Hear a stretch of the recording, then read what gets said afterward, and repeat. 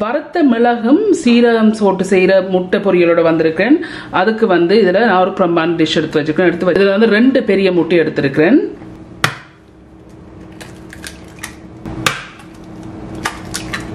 வெள்ளையா இருக்கிற வெடுக்க வந்து எடுத்து விடுங்க தேவையில்லை.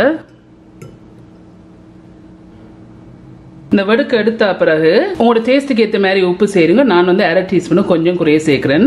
இதுல வந்து வறுத்த சின்ன சீரக பவுடர் இருக்குது 1/4 டீஸ்பூன். இப்போ இதை இதுல போடுங்க. இதுல வந்து வறுத்த மிளகு பவுடர் இருக்குது 1/4 டீஸ்பூன். இதையும் இதுல போடுங்க. இதுல வந்து மஞ்சள் இருக்குது டர்மரிக் பவுடர் 1/8 டீஸ்பூன். இப்போ இதை நல்லா பீட் பண்ணி விடுங்க.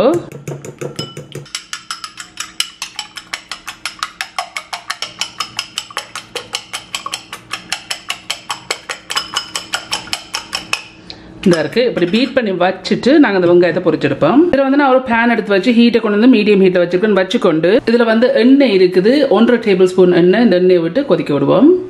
இந்த எண்ணெய் வந்து கொதிச்சிடுது. கொதிச்சா பிறகு இதுல வந்து சின்ன வெங்காயம் எடுத்து வச்சிருக்கிறேன். ஒரு அளவான வெங்காயம் 10 அல்லாட்டிக்கு 45 கிராம் இருக்கு. இப்போ இதை இதுல போடுக்கோ. நல்லா கோல்டன் ப்ரௌன் வரையும் பொரிச்செடுப்போம்.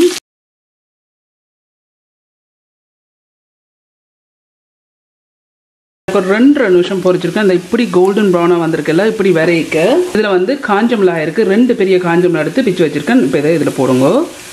காஞ்ச மிளகாய் போட்ட அப்புறம் ஒரு 30 செகண்ட்ஸ் இதை பொரிச்செடுப்போம்.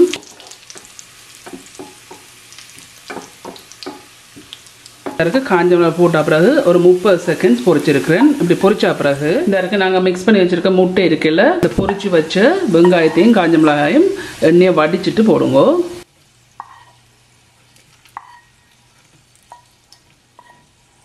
நல்லா மிக்ஸ் பண்ணி விடுங்க.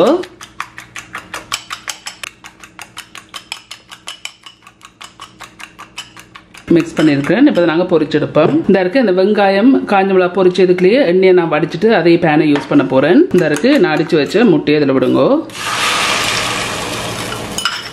இப்போ இதை மூடி போட்டு வேக விடுவோம்.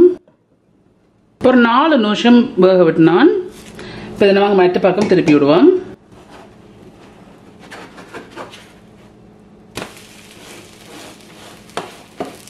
மெட்ட பக்கம் ஒரு 1.5 நிமிஷத்துல 2 நிமிஷம் வேக விடுவோம். இந்த இருக்கு மெட்ட பக்கம் நான் ஒரு 1.5 நிமிஷம் விட்டுருக்கிறேன்.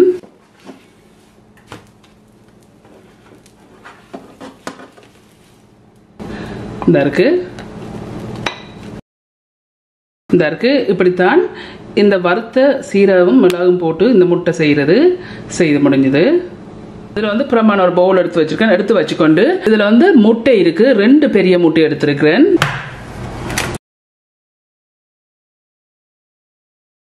இந்த வெள்ளையா இருக்க வெடுக்கு இருக்குல்ல, அதை ரிமூவ் பண்ணி விடுங்க.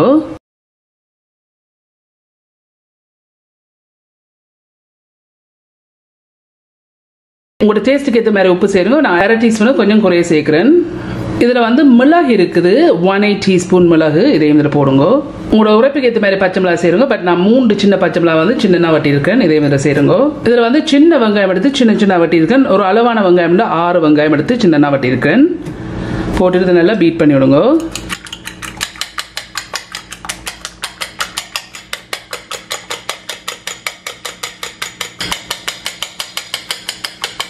இந்த இருக்கு இப்படி நல்லா பீட் பண்ணியிருக்கேன். இப்போ இதை நாங்கள் பொரிச்செடுப்போம். இதில் வந்து ஒரு பேன் ஒன்று வச்சு ஹீட்டை கொண்டு வந்து மீடியத்திலிருந்து கொஞ்சம் குறைச்சி வச்சிருக்கேன். வச்சுக்கொண்டு இதில் வந்து எண்ணெய் இருக்குது 1/2 டீஸ்பூனு கொஞ்சம் குறைய இருக்கு.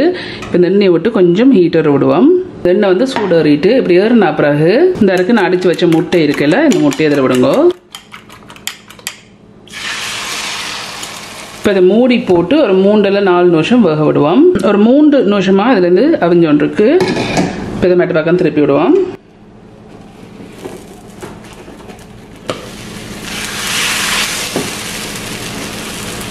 இப்போ இந்த பக்கம் ஒரு 2 நிமிஷம் வேக விடுவோம். இப்போ ஒரு 2 நிமிஷமா மெட்ட பக்கம் வேக விட்டுனா நல்லா வேகிட்டுது. இப்போ இதை இறக்கிடுங்க.